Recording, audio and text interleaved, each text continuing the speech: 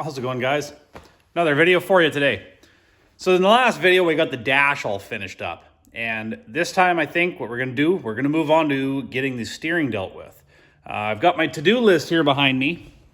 And you can see in my to-do list, I've got steering, headlights, front shocks, steering stabilizer, floor, brake line tabs. This is just the basic list of stuff that has to get done before I can blow the chassis apart for paint. So the brake stuff is all underneath the cowl, under the dash. So we can do that later on. I don't need to have that done before we blow this thing apart for paint. So I think the first thing we're gonna do is we're gonna get the steering column mounted underneath this dash. In the last video, you would have seen me. I've got a plate inside here that's, to stiffen the dash. So the steering column is going to mount here and then run down through. So the other thing I got to do is you can't buy a steering coupler. So on my Corvair style box, it's a reversed Corvair box.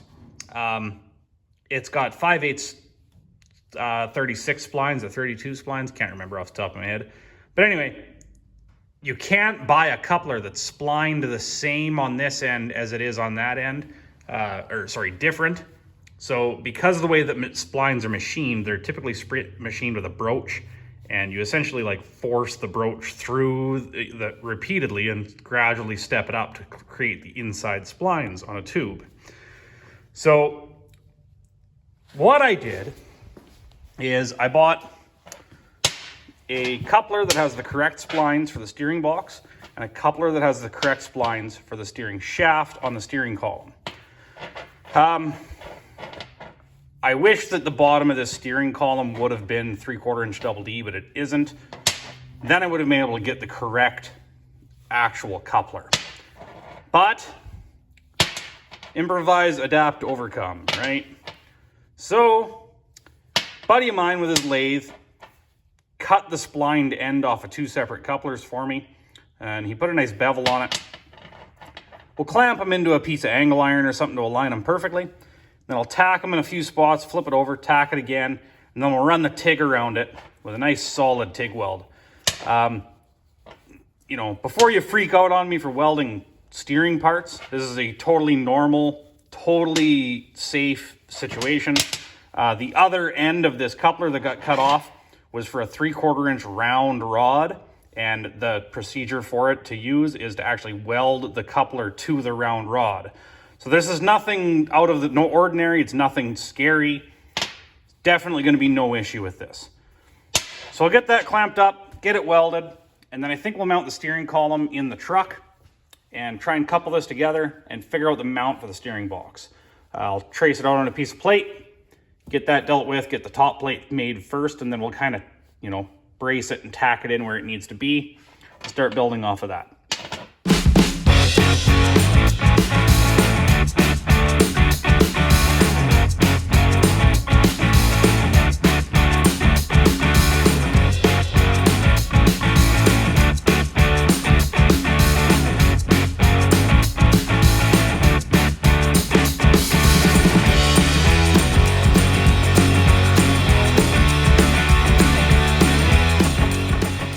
Okay, well that took way longer to weld than it should have. Starts off, the batteries are dead in the welding helmet, so get blinded by the arc.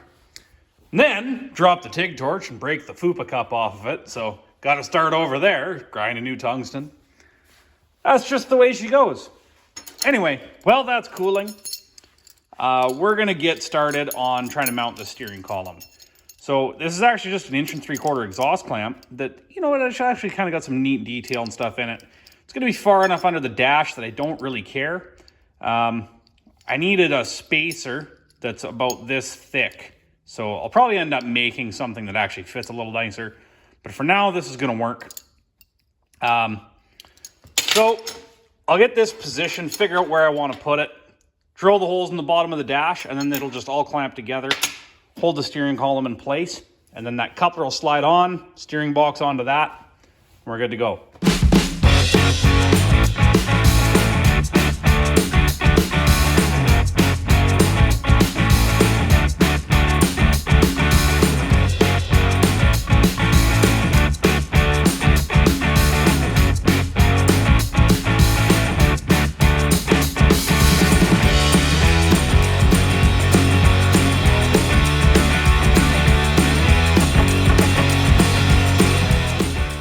Okay guys, I got it all loosely mounted in here.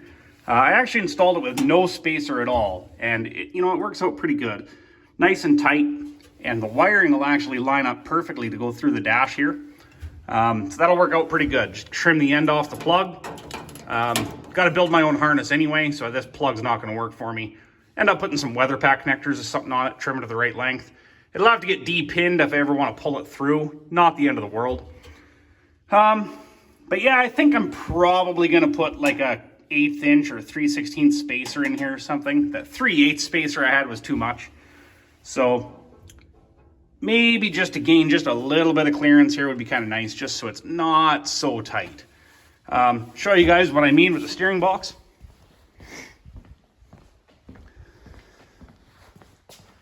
So the steering box, you can see that coupler that we welded up right in there. The steering, it all has to come this way a little bit. We're hitting on this bracket, so I got to get rid of this. Get it out of there. The plan was to remove it anyway. But I need a little bit of clearance here for the pitman arm. So it's got to come this way a hair. It's just touching right now. So it's only got to come, 1/4 inch or so. Doesn't have to come a whole lot. So I'll do a little bit of trimming here just to get it in just the right spot. But this will come over just that hair. Then we'll trace a plate off the bottom of this, make a plate that it bolts to, and then I'll just get like a gusset from the inside, that way and this way, and then a cap onto here onto the top. Then it's just the 3 bolts from the bottom to hold the steering box on. And that's really all there is to the steering. So the drag link will then get made from here up to the steering arm. You can see the steering arm's actually on a little bit of an angle downward like that, and that'll actually end up perfectly in line. It's a perfectly straight line from the top of that drag link on that angle down to that. So it should work out pretty good with very, very minimal bump steer. Because the front axle's on a 7-degree angle back, it'll all kind of move in the same arc together, right? So that's what you want. It eliminates bump steer, makes it nice to steer. So the steering wheel is going to end up, as you can see, kind of leaned really far forward. Not the end of the world. I got a nice little, classy looking original style, hot rod wheel that you would have seen back in like the 60s or 50s or whatever. It's scaled down a little bit. It's only a 15 or 14 inch wheel or whatever. 15, I think. But,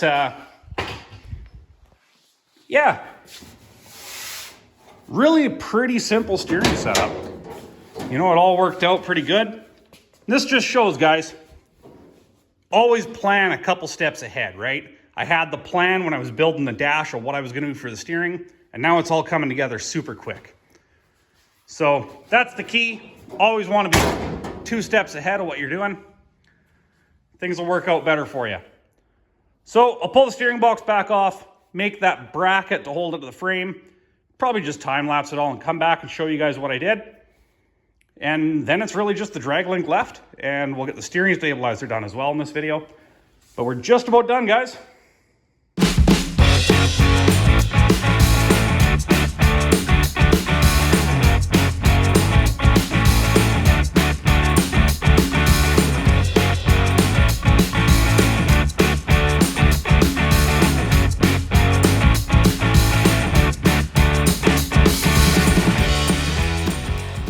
Okay guys, you can see that I got the steering box tacked in place here.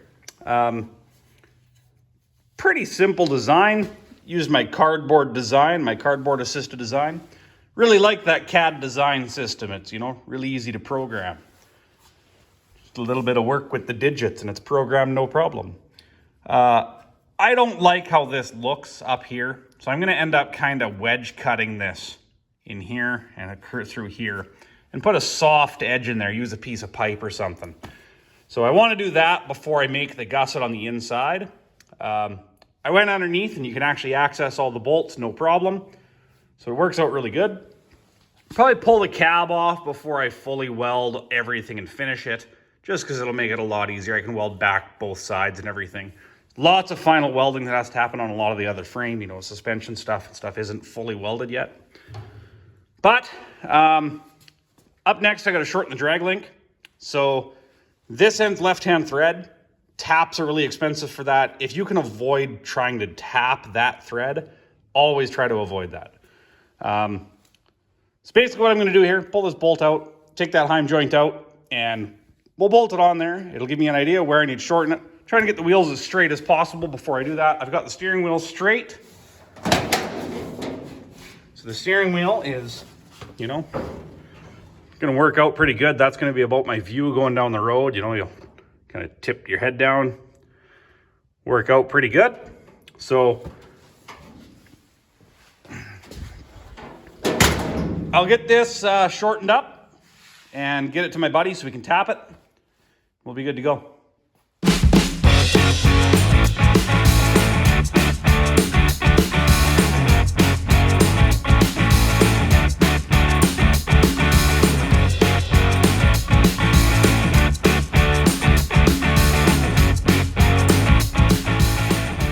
Okay guys, I got that trimmed down. So it's ready to thread now to the correct tap size.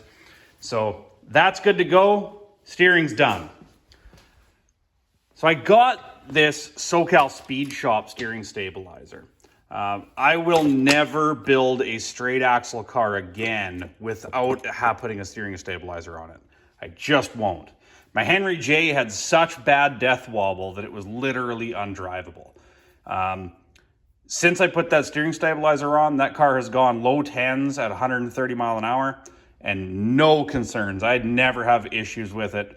The thing literally carries the front wheels all the way through first gear, sets the front end down, and it still doesn't go into death wobble because of this guy. So how it's supposed to be installed, this end, the big end, would actually go over and down and connect onto that center drag link, like so. And then this end would clamp like that onto a radius rod.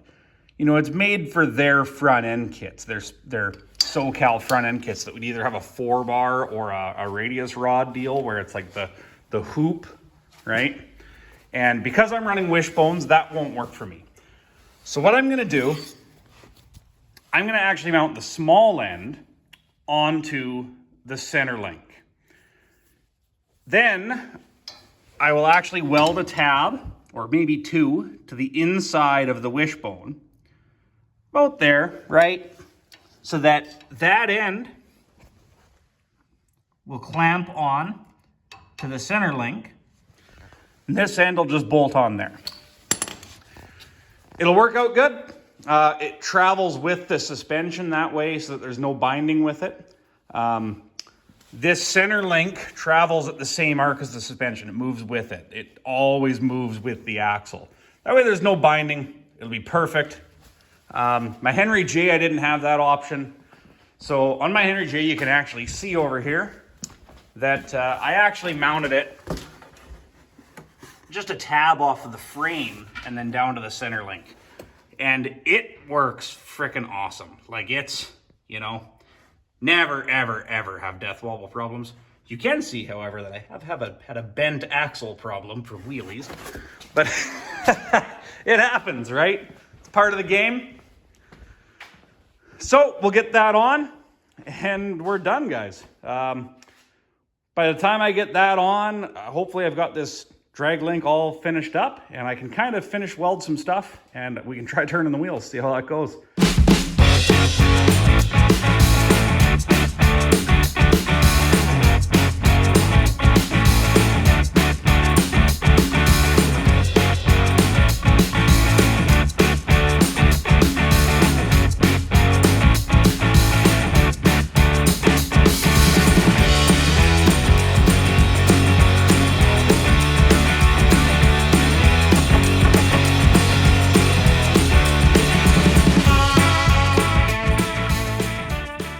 Okay guys, you can see I just whipped up a couple of tabs.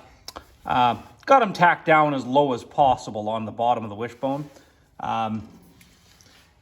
So I'll probably close that off and stuff, try and dress it up a little bit, make it a little cleaner looking. So I want it as low as possible so that I have enough room here for suspension travel. That travels with the wishbone now and the center link. So the shock you basically extend it all the way out to full extension, measure how much extension there has, divide it by 2, push the shock back in, that's center. So then that's where you clamp it on when the wheels are straight. It'll allow full travel of the fronts of steering with no issues. My buddy got my drag link back to me. So we got that in there. Put a couple of more sturdy tacks on it. Check it out, guys. I'm calling that done. So the truck now steers. I'll fully weld that out, add a couple of gussets to it after I get the truck blown apart. No reason to be doing it now. End up with ugly welds and stuff trying to do it in cramped spaces. So that's done. Moving on to the next thing, guys. That's it for this video. Like, share, subscribe, leave a comment.